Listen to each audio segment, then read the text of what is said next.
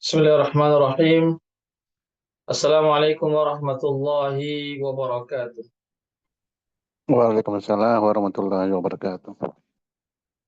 Alhamdulillahirabbil alamin. Wassalatu wassalamu ala asyrafil anbiya'i wal mursalin wa ala alihi wa sahbihi wa man tabi'ahum bi ihsanin ila yaumiddin. Amma ba'd. Ikhwatal Islam rahimakumullah. Para peserta kajian tafsir yang sama dimuliakan Allah Subhanahu wa taala. Pertama-tama kita senantiasa memuji Allah Subhanahu wa taala dan bersyukur kepadanya atas segala limpahan rahmat dan hidayahnya sehingga kita dapat bersua kembali di ruang Zoom ini dalam kegiatan pengkajian tafsir Al-Qur'an. Salawat dan salam senantiasa kita kirimkan kepada junjungan kita Nabiullah Muhammad sallallahu alaihi wasallam beserta keluarga dan para sahabatnya, para pengikutnya yang tetap setia berpegang teguh kepada sunnah-sunnah beliau dan para sahabatnya hingga hari kiamat kelak. Amin ya rabbal alamin. Ikhwatal Islam rahimakumullah, insyaallah pada malam hari ini kita akan mengkaji satu kitab tafsir Al-Qur'an yang berjudul Taisir Al-Karimir Rahman fi Tafsir Kalamil Mannan, satu kitab tafsir yang ditulis oleh Syekh Al-Allamah Abdurrahman bin Nasir As-Sa'di rahimahullahu taala. Baiklah, kita akan mengkaji satu tafsir yaitu surah Ad-Duha. Surah Ad-Duha. Ad-Duha itu artinya waktu duha. Waktu duha itu waktu eh, ketika matahari sudah meninggi setinggi satu tombak ya, atau ketika sudah masuk waktu isyraq ya, kurang lebih 1,5 jam dari waktu sholat subuh atau dari waktu azan subuh, itu sudah dikatakan permulaan duha. Artinya sudah bisa kita melaksanakan sholat duha sampai sebelum tergelincirnya matahari atau sebelum memasuki waktu sholat zuhur, itu dinamakan waktu duha, yaitu waktu ketika eh, cahaya matahari itu sudah tersebar ya di waktu tersebut. Ya, baiklah, saya bacakan saja langsung surah Ad-Duha ini. Saya bacakan dulu ya, lalu kami akan bacakan tafsirnya, jelaskan tafsirnya sebagaimana yang tertera dalam kitab ini. A'udzu billahi minasyaitonir rajim. Bismillahirrahmanirrahim. Wadduha wal laili idza saja ma wadda'aka rabbuka wa ma qala walal akhiratu khairul laka minal ula wala sawfa yu'tika rabbuka fatarda alam yajidka yatiman fa'awa wa wajadaka dhallan fahada wa wajadaka 'ailan fa'aghna fa ammal yatima fala taqhar wa ammas sa'ila fala tanhar wa amma bi ni'mati rabbika fahaddits. Baiklah, surah Duha ini adalah surah Makkiyah. Dinamakan surah Makkiyah karena dia diturunkan sebelum Nabi hijrah ke Madinah, sehingga dinamakan surah Makkiyah. Surah Ad-Duha ini juga termasuk surat yang pendek ya, hanya berisi 11 ayat saja. Baiklah, kita akan menjelaskan tentang tafsiran penjelasan dari surah Ad-Duha ini. Allah Subhanahu wa taala berfirman, A'udzubillahi minasyaitonir rajim. Bismillahirrahmanirrahim. Wadduha wal laili idza saja. Wadduha di sini artinya demi waktu duha. Ya, demi waktu duha dan demi waktu malam yang gelap gulita, atau waktu malam jika malam itu sudah menyelimuti alam. Wadduha di sini Allah Subhanahu wa taala bersumpah dengan dua waktu, yaitu waktu duha, waktu siang atau waktu pagi menjelang siang, dan waktu malam. Ya, begitulah kehidupan manusia, ada yang berada di pagi hari dan berada di malam hari, ya. Manusia itu berada di dua waktu ini, waktu pagi dan waktu malam. Di sini Allah Subhanahu wa taala bersumpah dengan dua waktu ini, waktu duha atau waktu pagi menjelang siang dan waktu malam. Ikhwatal Islam, apa isi sumpah Allah Subhanahu wa taala? Isi sumpah Allah Subhanahu wa taala yaitu begitu besarnya perhatian Allah Subhanahu wa taala terhadap Rasulullah sallallahu alaihi wasallam. Jadi Allah Subhanahu wa taala bersumpah dengan dua waktu ini, yang mana isi sumpah Allah Subhanahu wa taala bahwasanya Allah itu memberikan perhatian yang besar kepada Rasulullah sallallahu alaihi wasallam. Apa bentuk perhatian Allah ya kepada Rasulullah sallallahu alaihi wasallam? Ma wadda'aka rabbuka wa ma qala. Ya, sekali-kali Tuhanmu yaitu Allah Subhanahu wa taala tidak meninggalkanmu, tidak membiarkanmu dalam kesendirian atau dalam kesusahan. Ya, tidak membiarkan kamu dalam kesusahan atau dalam kesendirian, ya. Wa ma qala, dan Allah Subhanahu wa taala juga tidak murka kepadamu, tidak marah kepadamu. Ya, bahkan Allah mencintai Rasulullah Shallallahu Alaihi Wasallam. Allah Subhanahu Wa Taala ya memberikan perhatian besar kepada Rasulullah Shallallahu Alaihi Wasallam. Allah yang menjaganya, Allah yang mendidik Rasulullah Shallallahu Alaihi Wasallam. Allah Subhanahu Wa Taala yang memberikan wahyu, petunjuk, hidayah kepada Rasulullah Shallallahu Alaihi Wasallam, dan Allah Subhanahu Wa Taala yang meninggikan derajat Rasulullah Shallallahu Alaihi Wasallam.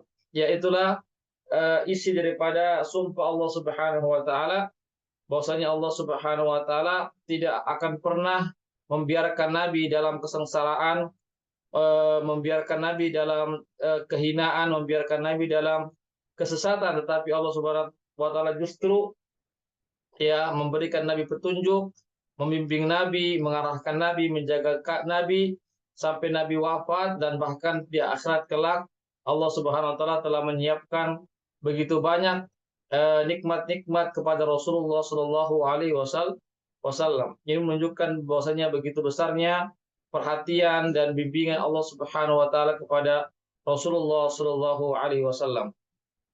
Ya. Allah Subhanahu wa taala juga tidak murka kepada Nabi, tidak marah kepada Nabi, ia tidak membenci Nabi, justru Allah sangat mencintai Rasulullah Shallallahu alaihi wasallam. Ya, Allah Subhanahu wa taala sangat mencintai Rasulullah Shallallahu alaihi wasallam. Itu tidak perlu lagi diragukan bagaimana kecintaan Allah kepada Rasulullah, sampai-sampai Allah Subhanahu wa taala berselawat kepada Rasulullah Shallallahu alaihi wasallam sebagaimana firman Allah Subhanahu wa taala, innallaha wa malaikatahu yusalluna 'alan nabi. Sesungguhnya Allah dan malaikatnya berselawat atau memuji Rasulullah sallallahu alaihi wasallam, wasallu alaihi wasallimu taslima, maka hendaklah kalian berselawat kepada Nabi dan berikan salam kepada beliau. Ya, ini menunjukkan bahwasanya Allah Subhanahu wa taala pun ya berselawat kepada Rasulullah sallallahu alaihi wasallam. Apalagi kita sebagai umatnya lebih pantas lagi kita untuk berselawat, mengirimkan selawat kepada Rasulullah sallallahu alaihi wasallam. Ya. Ikhwatal Islam, azakumullah. Ya.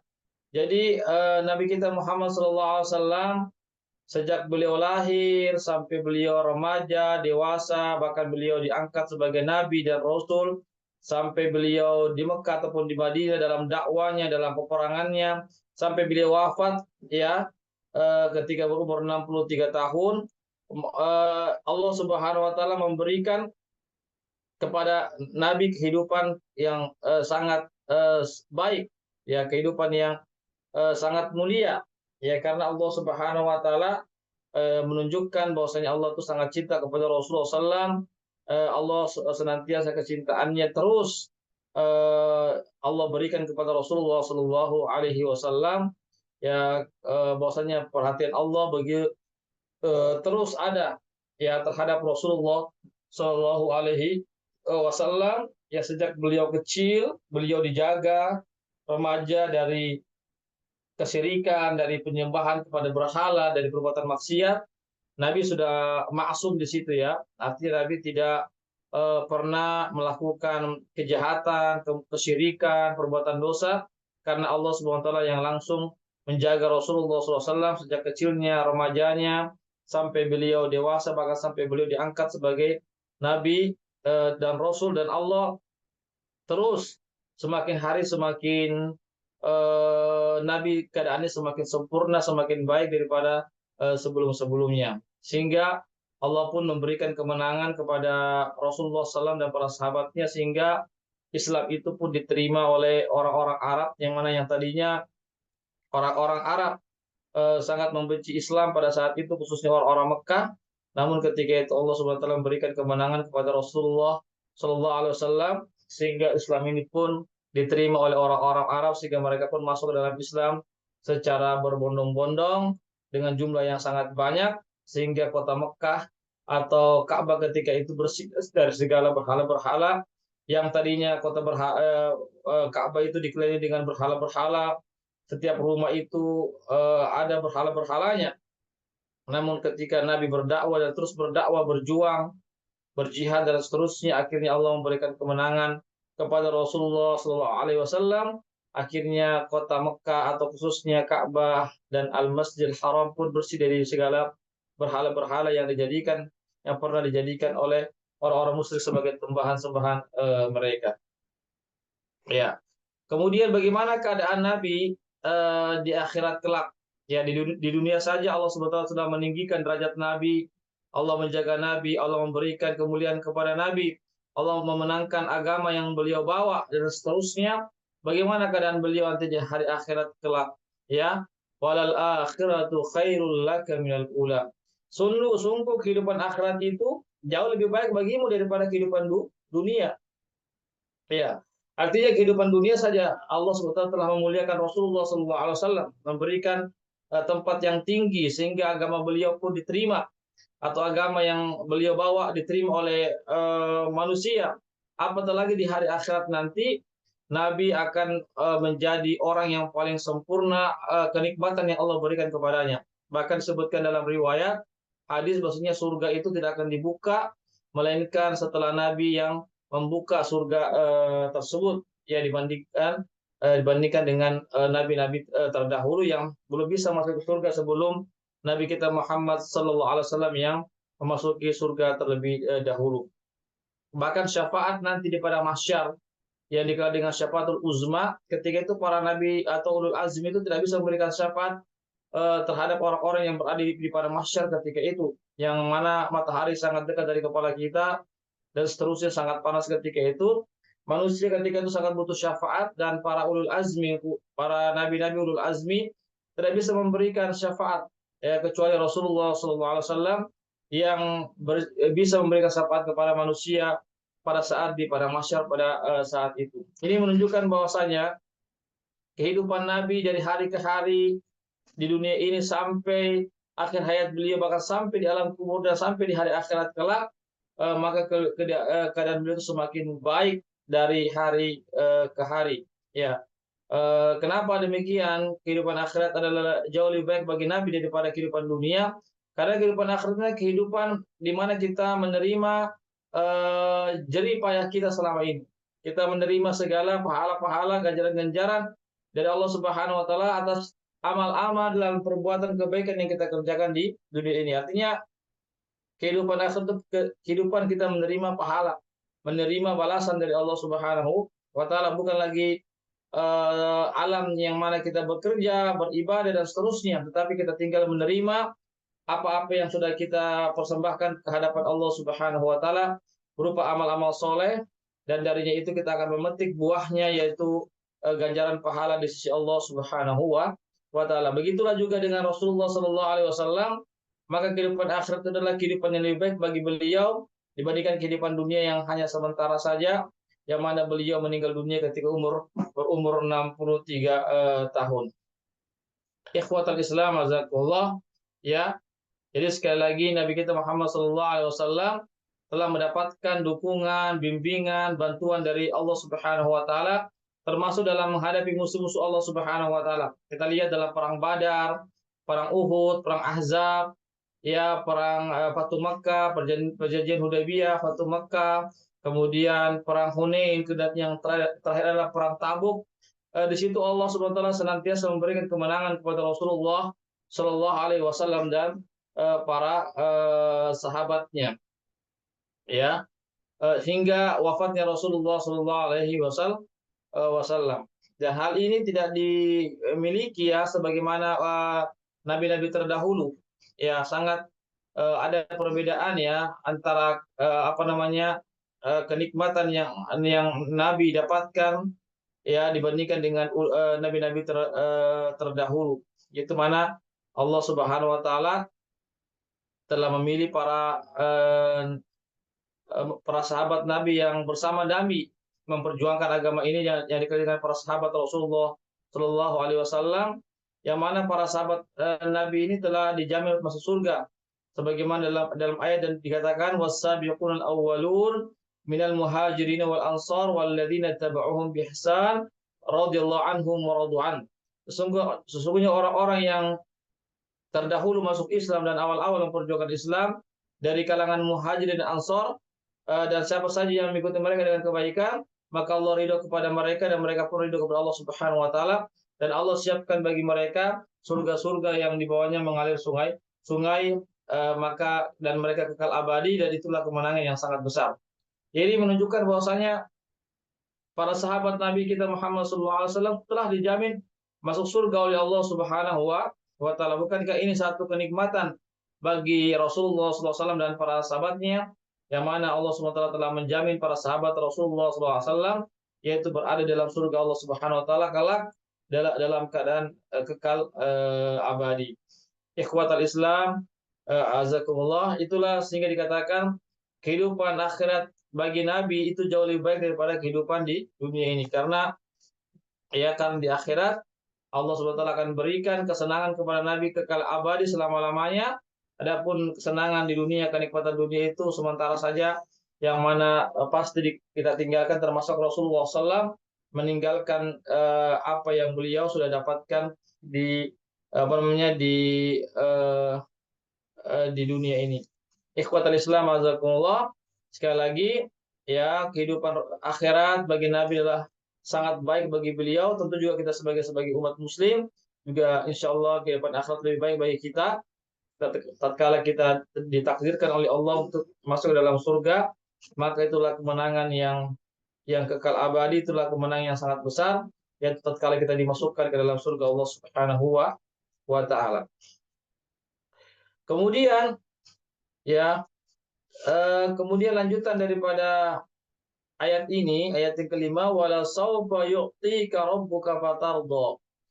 Ya, sungguh Tuhanmu ya Muhammad akan memberikan kepada kamu ya fatardha, maka kamu pun ridho. Ya, maka kamu pun rela dengan pemberian Allah Subhanahu wa taala. Di sini tidak disebutkan ya pemberian apa, berupa apa, tapi di sini menunjukkan bersifat umum.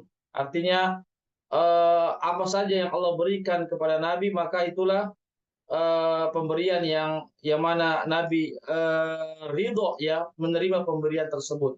Ya, apakah pemberian yang berupa di dunia ini ya berupa hidayah, agama, syariat, Al-Qur'an, dan nikmat-nikmat yang lainnya, kemenangan dan seterusnya, penyebaran Islam, dakwah dan seterusnya. Begitu juga pemberian Allah nanti di hari akhirat. Di alam kubur sudah tentu Allah SWT menjaga daripada Rasulullah SAW ya, memberikan ke lapangan kubur dan seterusnya. Apatah lagi di hari akhirat kelak ya, Allah Subhanahu wa taala memberikan ganjaran yang begitu besar kepada Rasulullah SAW, yang ketika itu tidak lagi dibayangkan begitu besarnya, begitu banyaknya kenikmatan yang didapatkan oleh Rasulullah SAW, karena Allah mengatakan sesungguhnya Tuhanmu pasti akan memberikan kepada kamu, dan kamu pun akan ridho kepada pemberian Allah Subhanahu wa taala.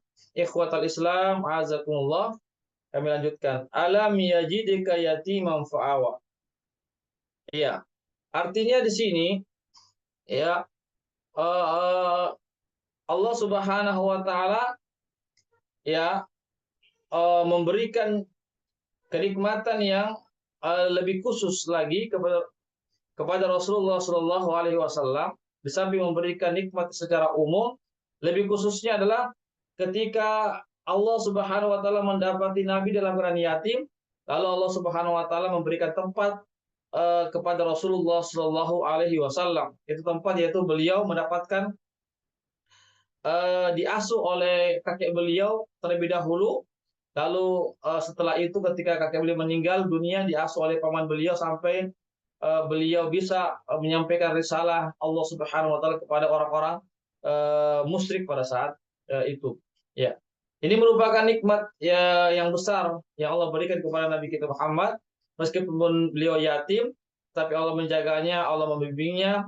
Bukan Allah Subhanahu wa taala ya artinya eh, memberikan atau mencarikan orang yang bisa merawat Nabi, yang bisa membimbing Nabi, yang bisa menjaga Nabi, yaitu paman beliau Abdul Muthalib, yang mana kita ketahui bahwasanya Abdul Muthalib ini paman beliau yang sangat berjasa kepada beliau dalam menyebarkan agama Islam ini. Paman beliau siap untuk menghadapi orang-orang musyrik tatkala dakwah beliau dihalang-halangi oleh orang musyrik pada saat itu. Ya. Yang berikutnya adalah wajadaka dhallam fahada. Dan Allah Subhanahu wa taala telah mendapatkan engkau ya Muhammad dalam keadaan tersesat. Lalu Allah pun memberikan hidayah, taufik ataupun hidayah irsyad. Ya, jadi Nabi kita Muhammad SAW, meskipun beliau sebelum diangkat sebagai Nabi belum pernah berbuat kemaksiatan, belum pernah buat kemungkaran, belum pernah sujud kepada berhala-berhala atau tidak pernah melakukan kesyirikan, tetapi beliau belum mendapatkan cahaya hidayah, cahaya Al-Quran, belum mendapatkan cahaya iman. Tetapi beliau itu masih fitrah, artinya tidak menyembah namanya patung-patung atau tidak melakukan kesyirikan pada saat itu. Tapi beliau belum memiliki pedoman hidup yang sebenarnya yaitu Al-Quran. Maka ketika itu Allah Subhanahu wa taala pun menurunkan Al-Quran kepada beliau, mengangkat beliau sebagai nabi dan rasul, kemudian diturunkan Al-Quran kepada beliau sehingga beliau pun mengenal apa itu agama Islam, apa itu petunjuk, apa itu surga dan neraka, apa itu perkara-perkara ibadah yang perkara-perkara syariat yang lainnya. Ya, Allah Subhanahu wa taala memberikan hidayah ilmu kepada Nabi, dan juga Allah memudahkan Nabi untuk mengamalkan ilmu yang terdapat dalam Al-Quran dan juga sunnah Rasulullah Shallallahu Alaihi Wasallam. Yang ketiga, wa wajadaka a'ilan fa'aghna. Dan Allah Subhanahu wa taala telah mendapati engkau ya Muhammad dalam keadaan miskin, fakir, lalu Allah pun mencukupkan kehidupanmu. Ya, sebagaimana kita ketahui bahwasanya ketika Nabi kita Muhammad SAW meninggal, bapaknya tidak meninggalkan harta yang begitu banyak.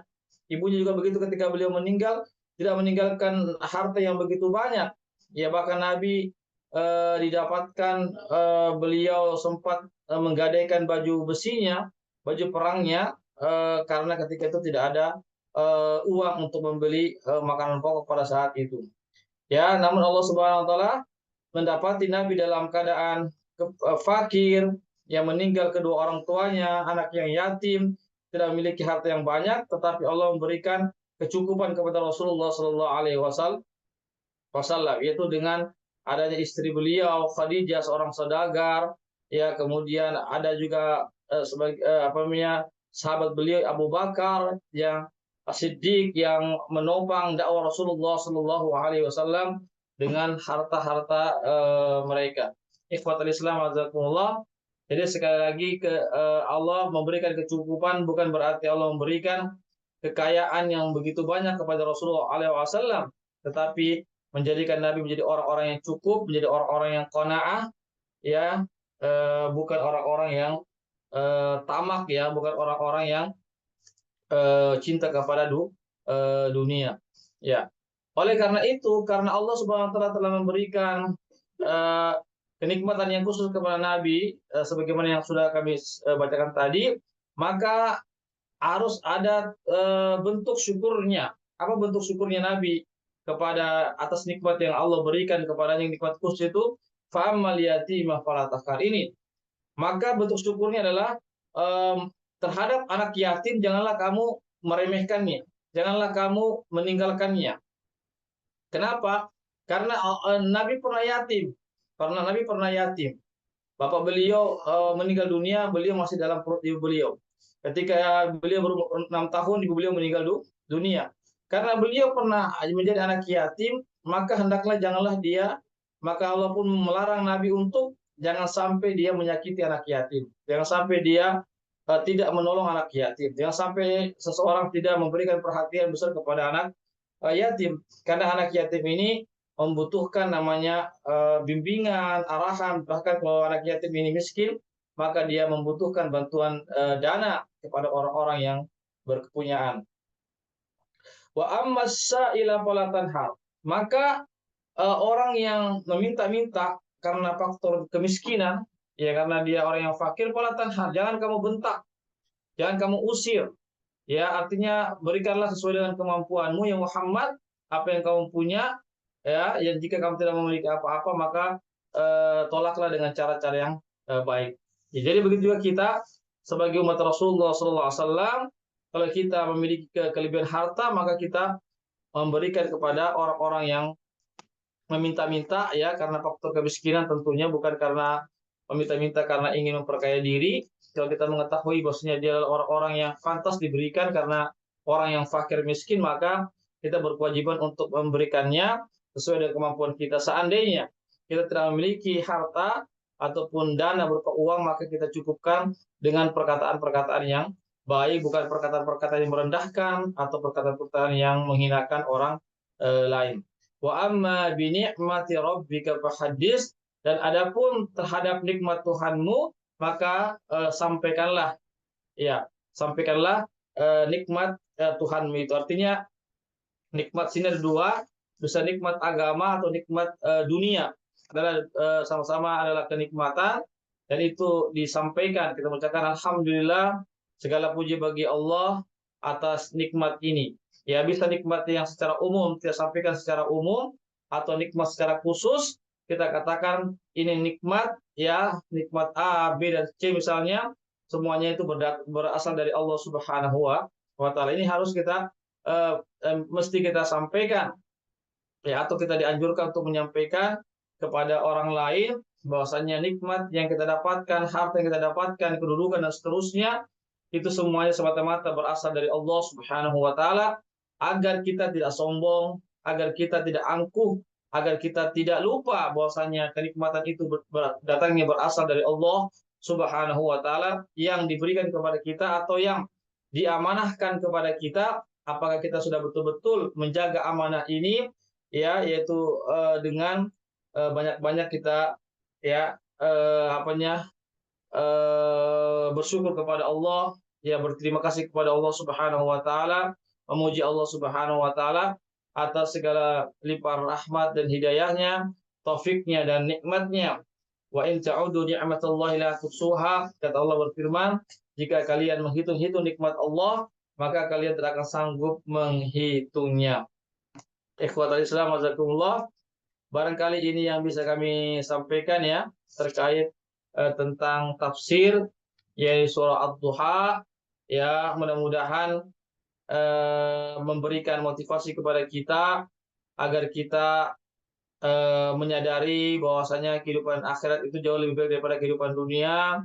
Kemudian yakinlah kita, selama kita menjadi orang-orang mukmin yang benar-benar menjalankan syariat Allah, Allah tidak akan pernah membiarkan kita, Allah tidak akan menghinakan kita, bahkan Allah SWT akan terus membimbing kita, menunjukkan kita kepada kebaikan dan seterusnya selama kita artinya menjadi orang-orang yang mukmin.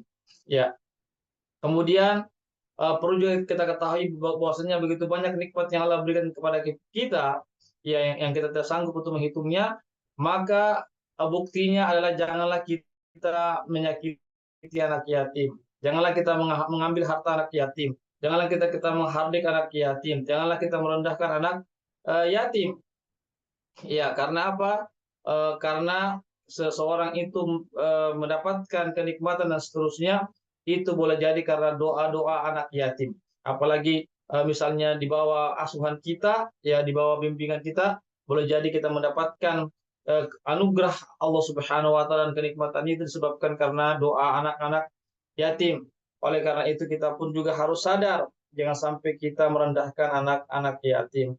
Yang berikutnya adalah hendaklah kita bersyukur kepada Allah Subhanahu wa taala karena kita pada hakikatnya kita adalah tidak mengetahui petunjuk yang sebenarnya, jalan yang sebenarnya, maka dengan diutusnya Nabi kita Muhammad sallallahu alaihi wasallam, ya Allah pun memberikan petunjuk kepada kita sehingga kita pun mengenal mana yang hak, mana yang batil, mana yang tauhid, mana yang syirik, mana yang sunnah, mana yang bid'ah, itu semuanya karena berkat dari Rasulullah SAW yang diutus oleh Allah untuk menyampaikan risalah Islam ini. Kemudian yang perlu kita ketahui bersama juga bahwasanya kekayaan itu bukan karena banyaknya harta. Sebagaimana hadis Rasulullah SAW, "Laisal ghina bikasratil amwal, walakinnal ghina ghina'un nafs." Bukanlah banyaknya harta itu sudah dikatakan orang yang kaya, tetapi orang yang kaya adalah orang yang kaya hatinya, orang yang senantiasa tunduk kepada Allah, orang yang senantiasa bersyukur dan memuji Allah, orang yang senantiasa mengetahui hakikat kehidupan dunia ini yang benar. Itulah orang yang kaya bukan dilihat dari materinya, dananya, uangnya dan seterusnya, tapi dilihat daripada agamanya, keikhlasannya, kesabarannya, dan kepatuhannya dan ketaatannya kepada Allah Subhanahu wa taala.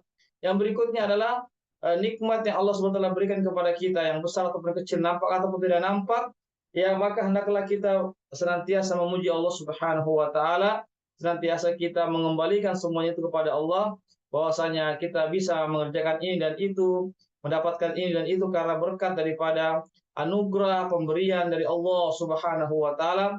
Oleh karena itu kita sampaikan kepada manusia bahwasanya nikmat ini semuanya bersumber dari Allah Subhanahu wa taala dan harus kita sadari seyakin-yakin dalam hati kita bahwasanya kita mendapatkan segala kenikmatan ini semuanya berasal dari Allah Subhanahu wa taala sampai akhir hayat, sampai sekarang dan akan datang. Allah senantiasa memberikan nikmat-nikmat yang begitu besar kepada kita, ikhwat Islam azakullah.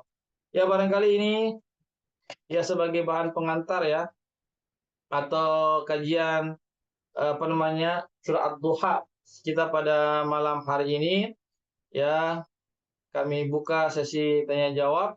Ya silakan yang mau bertanya langsung silakan. Kalau sekiranya ada yang mau lewat room chat juga diperbolehkan. Ya silakan.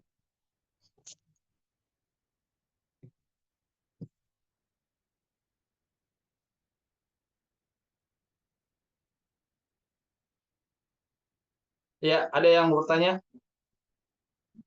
tentang tafsir surah Ad-Duha? Ya. Ikhwatal Islam azakumullah. Kalau tidak ada yang bertanya, saya anggap sudah dipahami semua ya. Mudah-mudahan bisa dipahami semua dan yang lebih penting adalah bagaimana kita bisa amalkan dan kita sampaikan kepada orang lain tentu sesuai dengan kemampuan kita masing-masing. Baiklah, pemirsa kajian tafsir yang sama berbahagia, kami cukupkan sampai di sini saja kajian kita tafsir surah Ad-Duha sudah selesai alhamdulillah.